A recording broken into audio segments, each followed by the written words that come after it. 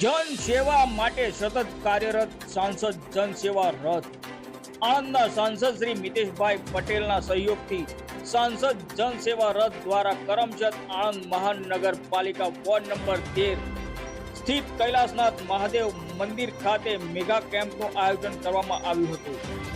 આ કેમ્પમાં નાગરિકોને આયુષ્યમાન કાર્ડ, વય વંદના કાર્ડ, આયુષ્યમાન કાર્ડ રિન્યુઅલ, વિધવા સહાય તથા કેવાયસી સહિતની વિવિધ સરકારી સેવાઓનો લાભ એક જ સ્થળે મળી રહે તે માટે સુવિધા ઉપલબ્ધ કરવામાં આવી હતી।